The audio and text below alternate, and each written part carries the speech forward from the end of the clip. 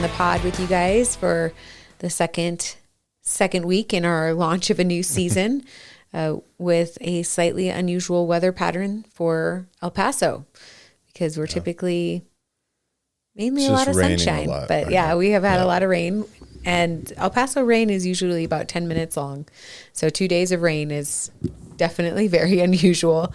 But I'm actually enjoying the overcast sky, and we might get snow tonight, and I'm pretty excited about that. We'll see what happens. So this topic that we're going to talk about today, I actually first distinctly had the term for it that in a recent book that we read. He brought it up several times as just something that his counselor had really introduced him and his wife to.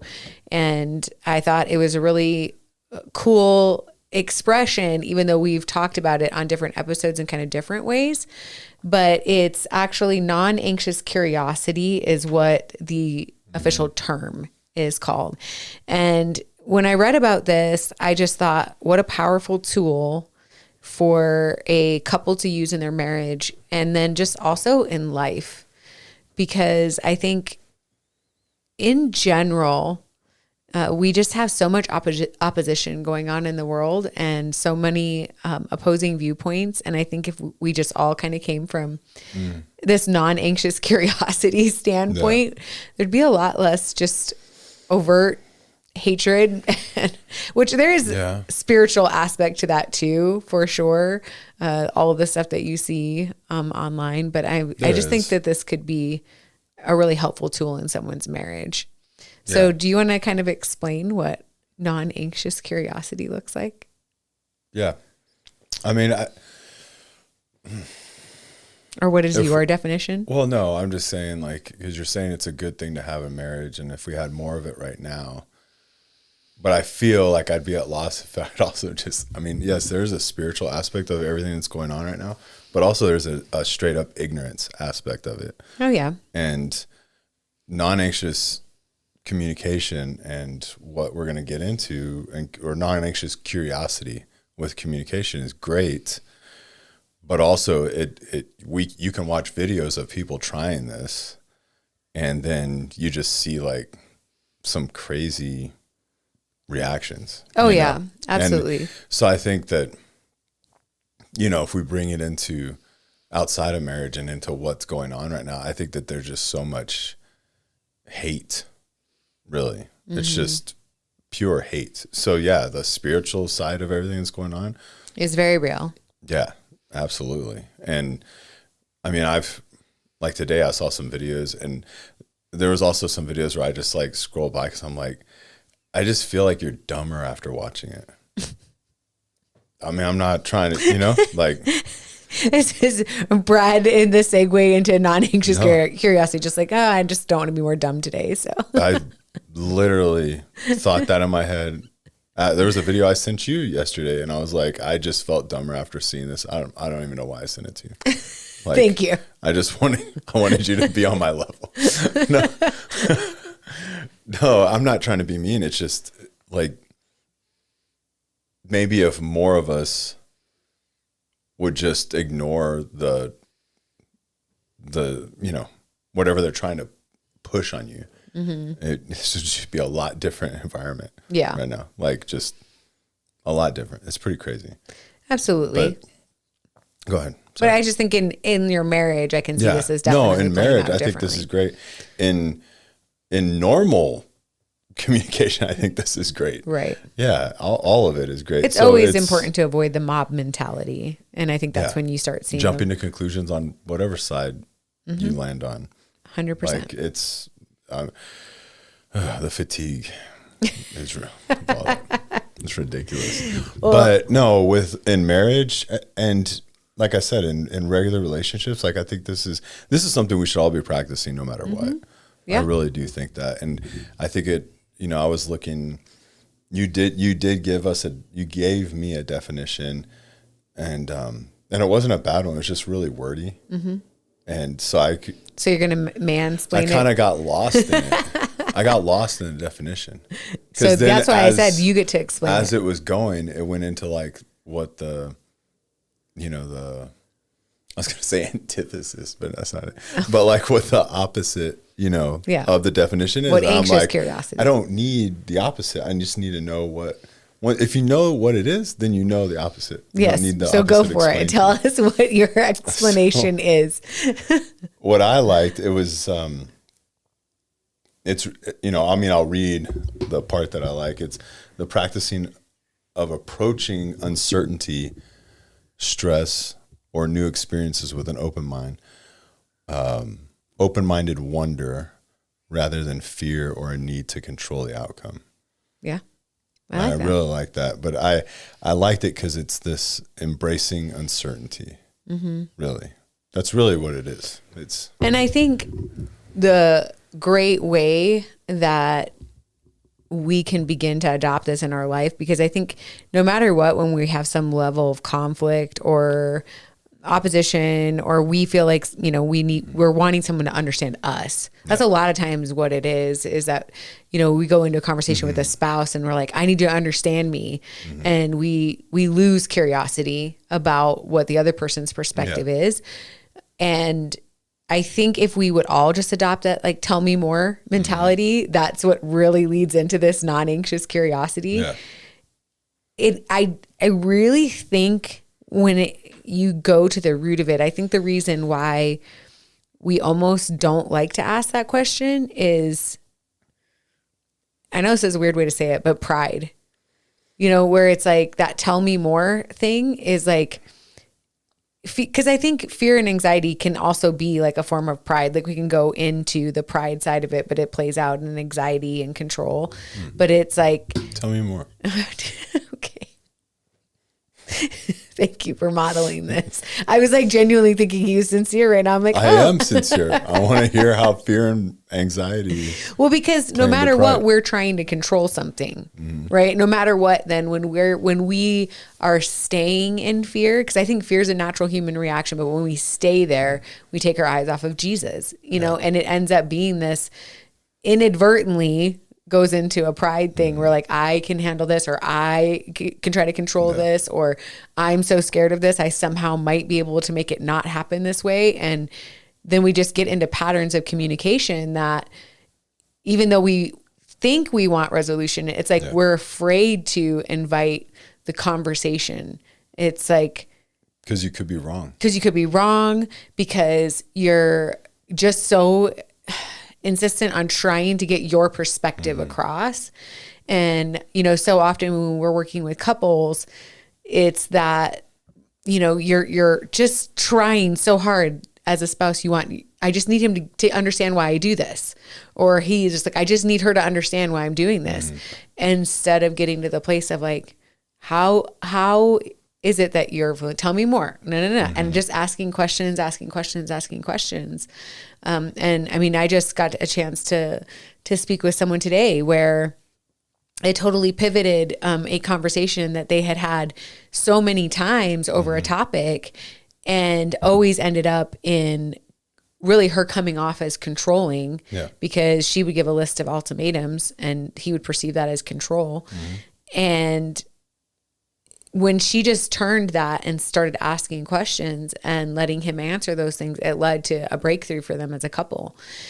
And it was just this tiny little pivot where she was just able to say, like, in that non-anxious curiosity of, tell me more. How does that work? What does that look like? Why do you think that? And I think there's just always another question that we can ask without feeling, I guess, like we're smart enough to just fill in the gap ourselves. Because I think that's a lot of times what happens is we just assume. Like, I just assume. Like, I assume many times that I know what the answer to something is for you. And I know vice versa because we've been married for almost 25 years. But at the same time, I think anytime we stay curious about what it is without going to defensiveness and anxiety, that it's just I think it really leads to beautiful things that we get to know about each other. Yeah. I could see that. So that's it. Yeah. So Great example. Tell me more. It works. Tell me more. Tell me. So what do you think, we're talking about non-anxious curiosity. What do you think anxious curiosity leads to? I know you don't like to go to the opposite, but yeah, it's the exact opposite of what we just talked about. No, I think that, man, anxious curiosity, I think when you do that, you're desperate for an answer, right? Out of whatever it is that you're seeking, you know, like in your marriage or whatever communication you're this desperation. And anytime let me see how I can put this. I think anytime when our desperation is not pointed towards God, that we desperately need him, I think all other times there's this desperation side of it leads to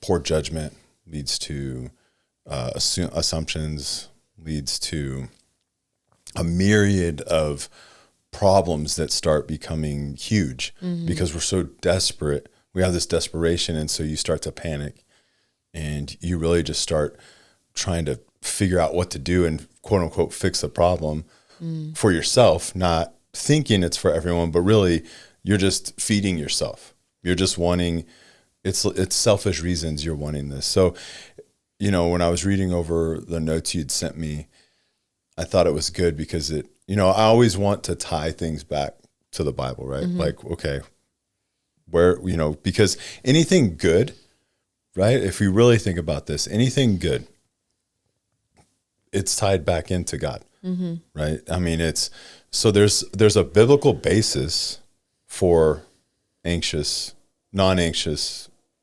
curiosity. Right? And what I thought was great was how it didn't give scripture, but Jesus, when he would interact with a lot of people, like there wasn't this goal of trapping them or cornering them in, like he could have just went around. I mean, he clearly could have done whatever he wanted. He could have just went around and started like trapping people in their own, web of lies and everything that they do and sins and all that. And he didn't. He would just literally talk to them, right? And that was when people would convert, or like want to follow him or want to know more. It was just literally this speaking to him. Right? Like he's after their heart, just asking them questions. Why just you building a relationship versus trying to shut everything down. Now I say all that, but then of course, like the Pharisees step in and, they try to do everything they do. And, even with that, he would just like state facts and a lot of times ask questions. Yeah. Which and I so find it was interesting. this clearly he didn't need to be curious. He already knew, everything, but it was this curiosity that he had as far as like how he was asking questions. I think that's great. I love the what we're talking about as far as embracing uncertainty, because I think that's the key to communication. When people don't want to communicate, they get anxious about things. It's because there's an uncertainty. 99% of the time, your uncertainty is blown way out of proportion. We just talked about this. I don't know what was going on, and you had brought up something that you were worried about. Someone, I think it was a meeting you were going to, or a call. I don't know what it was. I can't remember. Anyway, you were bringing it up, and you're like, I don't know, what's going to happen. I don't know what they, all these things. And I was like, it's probably nothing. They're probably not nothing as far as like, we don't care. Yeah. But it's probably not anything you're expecting. Every time I've overthought and become anxious about some type of communication or some type of whatever, it's been, my imagination just goes crazy. Yeah. And it's never that. It's never been that. In my whole life have I ever had what I think I'm walking into playing out of my mind. And then when I go and I'm like, I think that I have had a couple of situations that probably play out in a little bit of worst case scenario things from my mind. But at the same time, I think what I always need to remember and have always seen is that even in those times when things are not good, God has been so faithful to comfort, bring peace, provide answers, like all of those things. And I think that's really what any one of us needs to lean into, is knowing that even if worst case scenario comes to fruition in conversation, in your communication, even when you are curious and you're asking questions like, tell me more, and someone tells you an answer that you certainly do not want to hear, it's like, but that's okay. Yeah. Like, you're okay. And we have to allow our own reactions to come into alignment with God. We have to work on saying, okay, but for me, it's almost like that verse, like, but as for me and my house, right, we will serve the Lord. It's like, as for you, how much you're responsible for, you can own how it is that you respond to a question, and knowing that it's like, okay, if I tell my spouse, tell me more, and they tell me more, and I'm not happy with that, I don't have to instantly rattle off why they're wrong and why it is that my point of view is better. I can ask them to expound further. I can ask them to help me to know how I can help them navigate a situation. Like, I don't have to be afraid of it. Yeah. I just think it matters. Oh, I feel like the last piece you said it because I don't think it matters. No, I know you do. Yeah. I know that you think it matters. Yeah. I'm just saying in general. No, so like with this non-anxious curiosity, it's, when I was talking about embracing uncertainty, so that's the instead of fearing what you don't know, it's shifting your mindset as an opportunity to learn, or an adventure, or whatever it is. Right. And so like, even what you're saying, if you start thinking about it in a different way, where, this is my opportunity to grow. Yeah. Right. Because I think that, the fear that we have from communicating with our spouse, or whatever's bringing some anxious things on, and you want this non-anxious curiosity, you want to like bring this across and really practice it.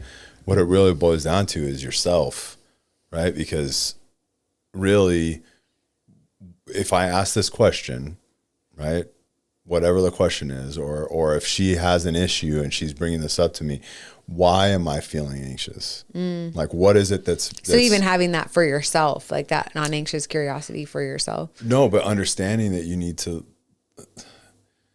like, I need to embrace the uncertainty if I don't know what's going to happen after I ask this question. And that's okay. And it's okay, because I need to look at it as I need an opportunity to grow. Yeah. But that's really, like, that's what we should always be doing, right? Like, opportunities to grow, opportunities to learn, opportunities to push past where you're at, right? In a year from now, I don't want to be where I'm at right now. That's right? Good. I'm not talking about my house or this chair. I'm talking about me as a person. Right. Right. You want to be growing. My faith should be stronger than it is right now.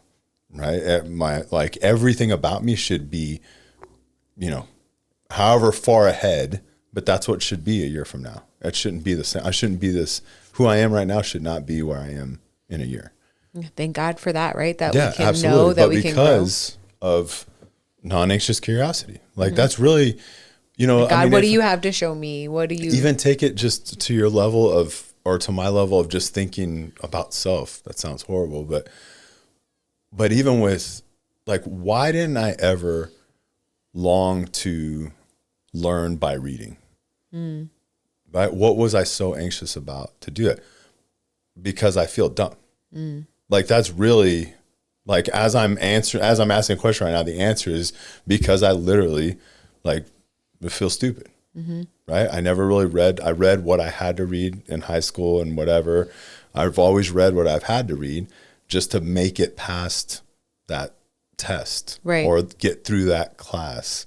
And doing that, is like not grasping understanding, not doing these things because I wanted to do other things, whatever it was. But really, if I'm not grasping understanding and then I go take a test off a book I just tried to, like, read just to take the test, I'm not doing too hot on the test. So then I feel stupid. So then round and round and round it comes goes. round and round. Yeah, absolutely. And that can definitely play out in anything. I think if I make it really personal for us when it comes to communication, I think we've learned a lot about communication for sure. I think areas in our own life that can create that cycle of kind of defensiveness is extended family relationships, where if we have conversation about it, the other person can kind of take, I don't know if it comes off as a defensive stance, right? And I think on both of our part, where really we have to have that curiosity to kind of just ask another question and not allow that to be a defensive place. Because I think in marriages, every one of us has like an area that we know it almost seems like an off, like this one is always going to lead to somebody feeling bad. Yeah. Right. And knowing that you need to maintain that curiosity to have conversations even in the uncomfortable stuff, but not allowing it to become those things that are like, I'm taking personal offense to it. That's like a huge part of just that non-anxious communication. But I think that if you start working on yourself first. Absolutely. Right. And so that's what I was trying to say earlier, where I didn't ever do that because I'd feel stupid. But then I was always like, man, I should, this epiphany, if you will, of how am I going to learn more? Like, who's going to teach me to learn more? Right. Am I going to sign up for a class? Which you can. I don't have time to do that.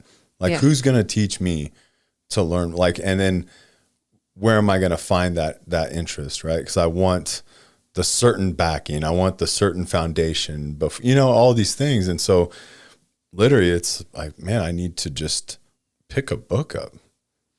Like, yeah. Right. I mean, how many times do we tell people that are struggling just with, faith and all those things? What do we tell them first thing they do? Right. Yeah. We don't tell them, yes, we do tell people like, go find a Christian counselor, like go, do you have a church? Go find a church. All those things we tell them, get connected, all that stuff. But the first thing we tell them is like, have you read your Bible? Like, have you really read it? Or are you just flipping through the pages like, oh, I'm going to read the Bible in a year today, this year. So I'm just going to get through the pages, which God can still speak to you through that. But are you really trying to learn? It's like like God is after the heart, right? Jesus is after the heart. So it's always knowing that. And so it's just, okay, how do I deal with, I'll say this because I am a little ignorant about anxious or anxiety. I don't really deal with that. I know that that's crippling for other people.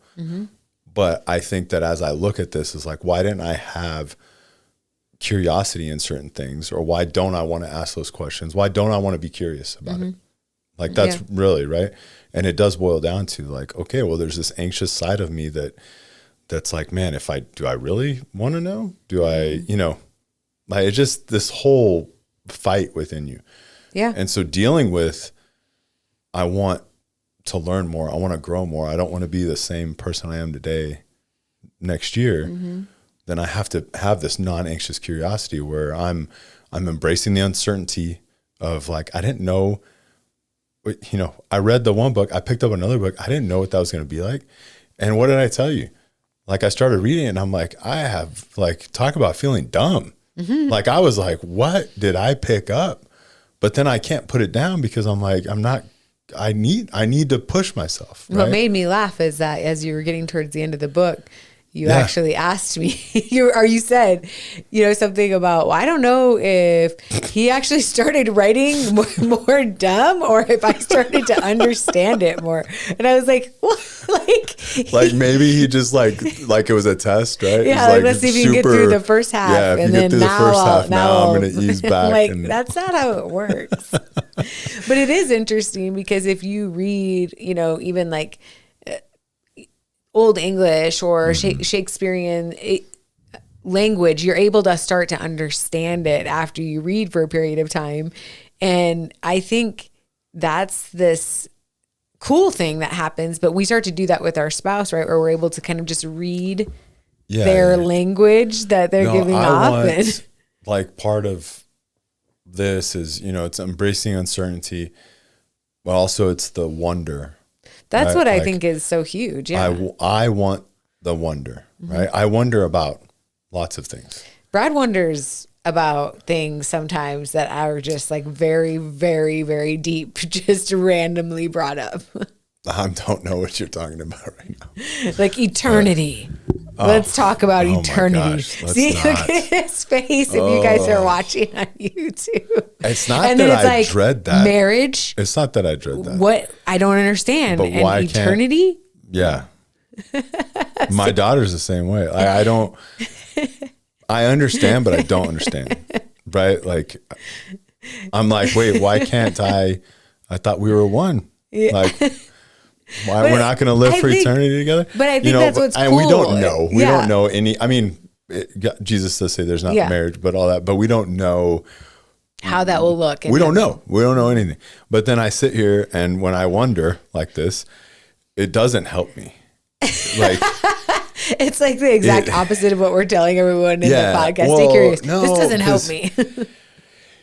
Where it helps me is just putting more faith in who you serve, in who I serve. Yep. Mm-hmm. That's really, because I don't know if it's, listen, I'm not 50 yet, so I don't know, when this, so close, this like, midlife, whatever, or all those, I have no idea what those things are. Maybe I'm going through right now. I don't know. I think you went through yours about 12 years ago, babe. Yeah, but I'm just saying that these things like sit in my mind and I wonder about them, right? Like eternity, that's eternity. We were just talking about this last night to a couple that we had dinner with. It was an awesome time. And something, was brought up with what I do as a career. And I was like, I go, I don't care. I mean, I care what people do to other people, but ultimately, like it's eternity. Like, where are you going after this? Yeah, right? It weighs heavy. Yeah. And I was talking about like a personal story of mine where I was, later I was, haunted, if you will, that that way you said that I was like, should I have knelt down by this dude when he was taking his last breaths and, shared the gospel and been like, hey man, like, dude, last chance. I don't know where his life was. From what the fruit was going on, I don't think it was good, but also like, yeah, man, you might have just tried to kill me, but bro, like here on earth, we got 90 years. It's a blink. Yeah. Like where you're going after this is way more important than you just trying to kill me right now, and so it just, that stuff like weighs on me. It's real heavy, but then it's where that wonder opens up is I'm wanting to learn more. And so I'm trying to like seek the kingdom first, right? I'm trying to like, God, like show me. He's not going to show me all the answers of eternity, but it's just like, help me, lean on you more on this. Know more, grow more. I don't need to worry, right? Like I'm secure in my faith with Christ, right? I don't need to, he did this stuff for us. Like we're walking this journey.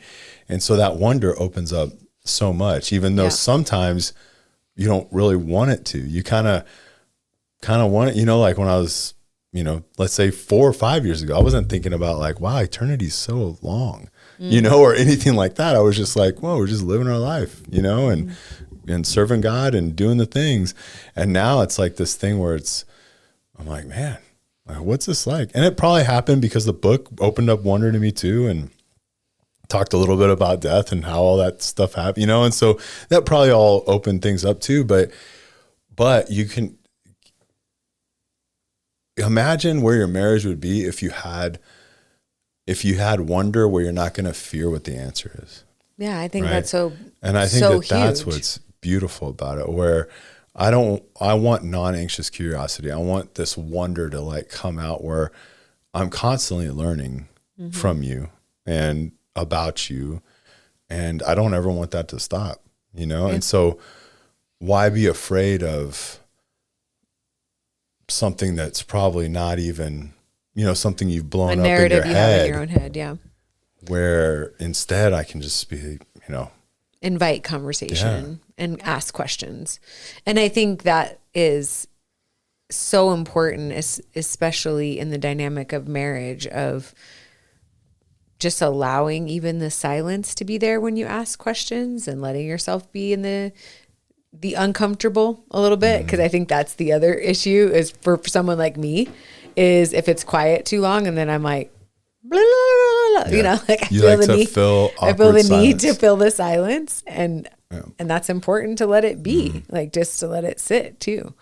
And I know that's something that I need to work on, but it's before we ever talked about this, and people ask me, what's your number one marriage advice? And other than serving the Lord, Yeah. right? Because that's always going to be our number one. Curiosity for me was the thing that has always been the thing that I have thought is the most important thing after that. And it sounds kind of weird, but I think it ties into this because it's just like you said, wonder.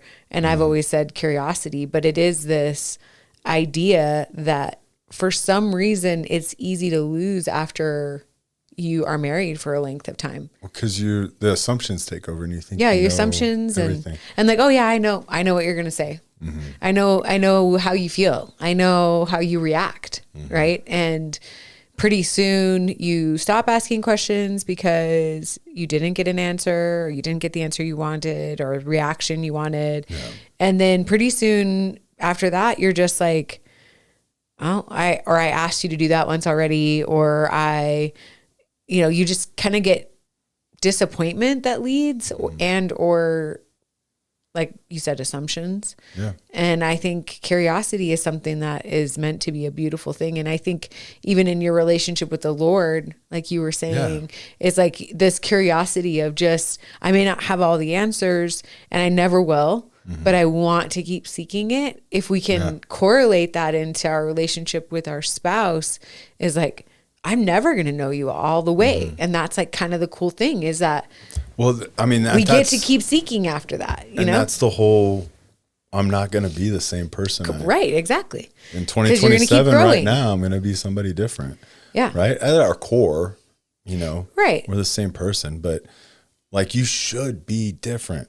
Yeah. Like there should be differences. Like you're changing and your spouse is changing, and being able to be curious about what that looks like and to dream together, and to allow the Lord to work in your life so that you guys can overcome together, and heal together and all of those things. I mean, man, we're different people than we were almost 25 years ago. And I think all that is just, you have to have the mindset with this kind of curiosity is it's not the anxious kind. So it's not anxious wonder. It's not anxious curiosity, because that's what's going to drive you to try to find something out. Right. Or fix it or where it was like you'd said, I think you'd said that, it was about control, right? Fear and control. Yeah. And we always want to control the outcome. Yeah. We really do. Right. And I've said it, I don't know, a couple seasons ago or so. I'm not even sure. But the only thing we can really quote unquote control is our performance. Right. So, and I don't mean performance like you're on stage giving a performance, but I mean like our character, who we are, how we interact, how we act day to day, how we, react to things, how we ask questions, all those things, that's performance. And if we do those things as God intends us to do, right? If we do those things with this heart of love your neighbor, and if we do that, then the outcome's going to be maybe not exactly what you think it's going to be, but it's going to be more of where God wanted it to be. Yeah, I think what it is that you can recognize that you honored God in the process, and that outcome is always what you want. Right? Like I honored God in the process. So even if the outcome is not what I would want, I honored God in the process. Because I don't mean to say this in a sense that your spouse is your enemy, but the enemy always has a say, right? And so you can have the best plan, like, and like speaking in my world, right? You can have the best op plan, the best, rehearsals, the best everything, you have the best crew, and you've gone through like all these different contingencies. You know, like, what if this happens? Let's run it. What if this happens? Let's run it. You're doing all that kind of stuff. But in the back of everybody's head is something's going to happen. The variable you can't factor in. Exactly. And that is usually the other guy has a say, right? So he's going to do something that's unpredictable. Something unpredictable is going to happen that we could not have foreseen. And we have to be able to adapt and do that. But in order to do that, we have to perform correctly. Like if we don't do that part, but I like what you said, because that performing and honoring God, because again, the outcome might not be anything that you want, that you've wanted. Or I even take back like what I was saying, where the outcome might be more of what God wanted. It might not be, because that person has that say, right? And if, it could be, they continue to be on that path. It could be a horrible outcome. But as long as I've honored God in the way I'm communicating, my non-anxious curiosity, my performance, not worrying about the outcome, just worrying about, or not worrying, focusing on how I am going to step into this, then I have to let go and just, the outcome's the outcome. Yeah, because we cannot control other people, as hard as that can be. Yeah. But I think that is why it's so important not to have that anxious curiosity, because like you mentioned, with your guys' training, right? And I think what you described right now is as close to a woman's mind as you can get when it comes to, as you guys are assessing, obviously in a tactical situation, you're trying to think of every variable that could possibly come at you and prepare for it. Right. And that is so often as women, what we do is we're in our minds in this tactical space of going, I'm going to think of every possible outcome, situation, and create a scenario around that. But you're right. It's never something that you can, there's always an external variable that you will not know and can't control.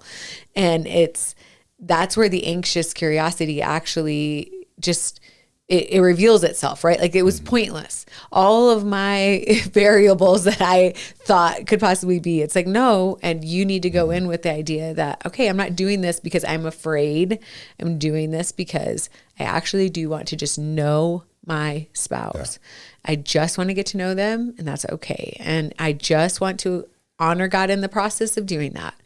And so this isn't about me getting a chance to be heard.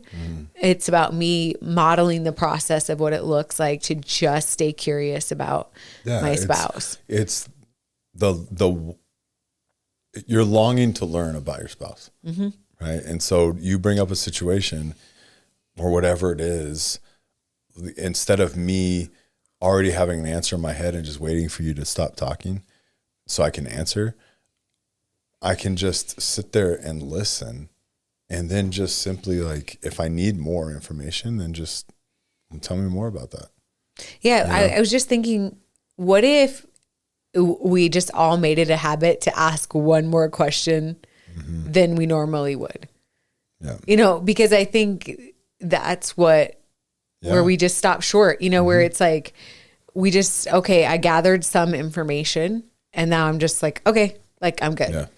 And if we just kind of developed a habit in our relationships of like, I'm just going to ask one more question or take the time to ask one more question or clarify, right? Yeah. It's like, what kind of conversations could we open up with some people that, just genuinely just curious? And what's like, why not ask the extra question? Yeah. Like in your marriage, why not just ask one more question? Like what is going on that we're okay with just the bare minimum? The bare minimum. Yeah. It's kind of, I'm just thinking it's like when you're reading instructions, because I do this, like I was cooking. I was making like, I was making like Irish steel cut oatmeal, right? I was getting ready to make it. And I'm getting everything set up. And I read it, but I didn't read the whole thing because I'm like, I got whatever, this. Right? Like 1 cup. You read it like you read text messages. Like boil the water, put it on low, put it in there, shake it, whatever. I got it. Good. You know, like I didn't keep reading because I was like, yeah, I get it. I've made oatmeal before. I don't need directions. Teach me how to do oatmeal. Yeah, exactly. I've made oatmeal before. Like, okay. And but then I'm halfway into it and I'm like, what's happening? I don't even know what's going on. And then I have to go back to the package and like read the rest of it. So, you know, why was I in such a hurry? I was like, well, didn't she measure the water? And you're like, yeah, I can't remember what it was. I don't feel like it was the water measurement. Well, this may have been another time because one time it was the water measurement. You're like, oh, that was regular oatmeal. Yeah. Okay, and so you're sorry. like, you didn't measure it? And I'm like, no, just fill a pot up with water and hit boil. Like, I didn't think it mattered. I'm just trying to get the oats to be soft. Like, I didn't know. Why is this so complicated? Yeah. I'm just going to go back to How the do they microwave used to do this? packets.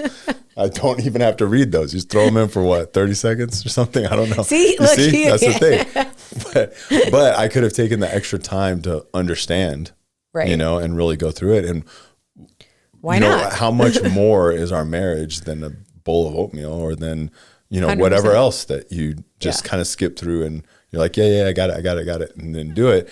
And how many times do we do that in our marriage where, you know, I'm listening to you say something. Let's hear, Brad. And like I, in my head, have already gotten to the end of it. And I'm like, man, she's just going to keep going. And so I'm like, so then I just sit there and I don't want to ask any more questions after that because I'm in my head, well, she's done. So from a man's perspective, this is really more of a, not a non-curiosity, but just I don't want to invest any more time in this story. But that isn't curiosity. Yeah. That's the opposite is curiosity, you know? So that's what I'm saying. Like, how much more is our marriage that we need to do this where it doesn't hurt it. So, you know, part of non-anxious curiosity is in a social setting is to observe. Right? Instead of trying to, you know, take over. Maybe that's not what they said, but, you know, somewhere around there. But it's to take over. But it's to observe like the situation, observe what they're talking about. And observing is so much more than just sitting there and hearing. It's like when you observe, you're trying to, well, I hope this is how people observe things. They're trying to like take everything in, right? When you're observing, you're taking all the things in, then you're, you know, going to make a decision, right? Or start speaking, whatever the decision is, but you're going to make this decision. I've observed the room. I know the person that I am okay with the conversation and I'm okay. And the person I'm not okay with having the conversation. Where's my wife? Yeah. Thought we were supposed to leave 10 minutes ago.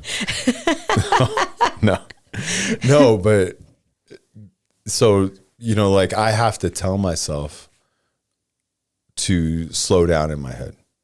Right. I was going to say, I think we are, as just a nation and just culturally, I think we are becoming so used to processing information so quickly that like slowing down is so hard. I mean, and I know you talk about your self-diagnosed ADHD, which I know makes it even worse, but it's like, I mean, man, we can see this all play out on social media, right? It's like, you've got me for 5 seconds. Yeah. Either capture my attention in 5 seconds or I'm out. Or now you can hold the side of whatever you're watching. It speeds it up by 2. And then you could let it go and it slows down. Yeah. But to your point. Right. It's like, this isn't relevant I to like me. this information. Yeah. But it's too slow. So let me like fast forward right now. Do you wish that I had a fast forward button? You know, no. Because then it'd be a lot of information coming in and not enough time to process. No, but I literally will not while you're talking all the time or anything like that. All the time. Just in different situations, I will quiet myself. Like I don't have to answer. And also, does it show that I'm ignorant if I don't answer immediately? No. It doesn't. Yeah, I think a lot of times it's like wisdom. There's a lot of wisdom behind that where I'm like, I'm not going to answer so quick. I want to know if I'm in a group and we're all talking about something, there's times I don't talk or speak, you know, I'm not speaking that much because it's not because I'm not in the conversation or my brain's not like okay, I hear what he's saying. It's because I'm trying to really, I don't want to just say anything. Right. So I'm trying to hold back and just be like, okay, well, let me get all the information. Let me get all information. Let me reflect. And let me think, like, is this a good idea? No, probably not. Maybe this, and just start kind of going in my own head before I start really getting into planning or whatever it is. And we could do that in our marriage. And it's just slowing down before you speak. Yeah. I mean, literally look at Proverbs for a minute. It talks about that a lot, right? But it's just slowing down before you speak, just because let me get my thoughts together and let me, because sometimes your first thought isn't not the right one. Yeah. Right. And it's kind of like, I was talking to the like little community of dudes at youth, and I was talking to them about this, and I was like, you guys don't know this, but back in the day when you turned the TV on, you didn't know what was going to pop up. Right. And then you just switch the channel. And I was like, the same thing with our brains. Like, we're still flesh. We're still flawed. Like, things pop up in our brain. Our first thought probably isn't the best one.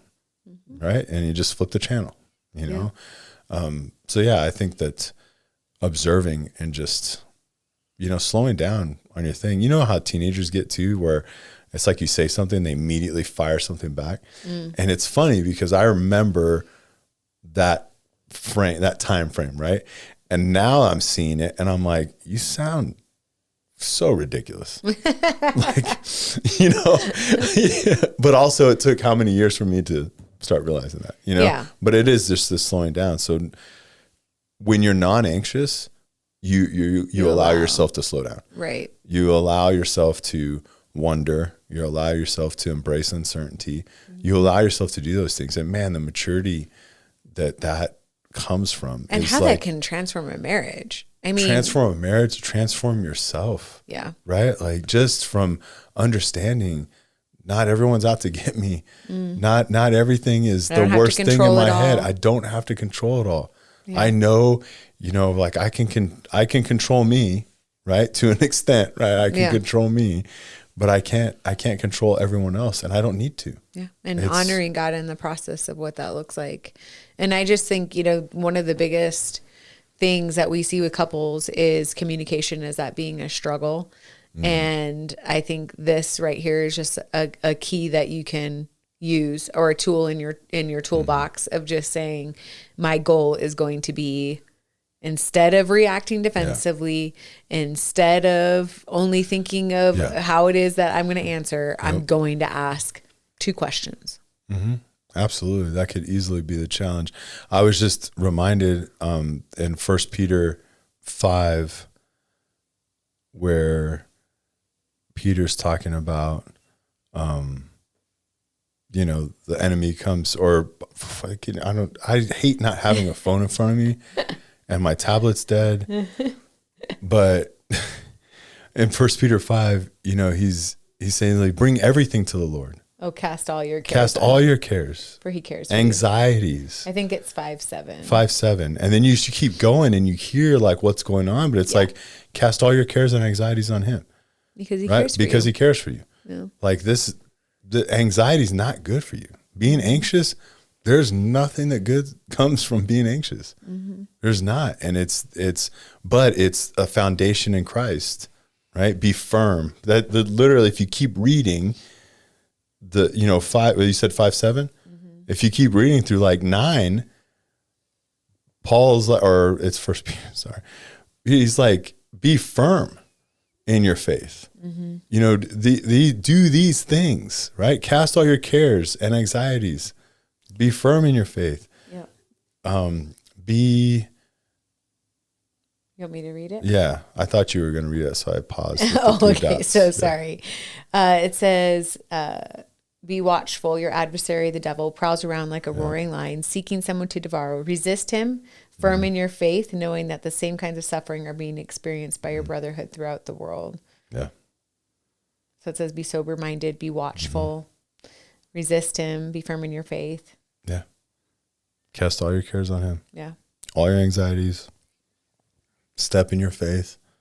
And that is that part of honoring God in the process, right? Where it's like, well, my job is, and I'm telling you, as just that verse is one that I've had many times in my mind. I remember calling out to the Lord one time, you want it all? Do you want it all? And I just like, I'm standing over like a sink full of dirty dishes, like and I'm like, fine, I'll give it. I just went down a list like with the Lord of everything that was in my mind. And it didn't change the dirty dishes in front of me, but like the peace that I felt in that moment of just like, I'm like, I cannot carry all of this. Yeah. And I can keep trying. I can keep like staying in that place of like speaking to myself about being overwhelmed and unfair and all of the things over and over and over, or I can just invite Jesus into the space that I'm in and say like, I am overwhelmed. I am this, and this, and I invite you here with me. And there was just a peace that came with that. And that's what he invites us into. Yeah. Which I'm so thankful. So challenge for the week is your goal is in conversation, 2 questions. Yeah. Before you feel the necessity to respond or get defensive or whatever it is. Absolutely. Yep. All right. Over and out. We'll see you guys next week.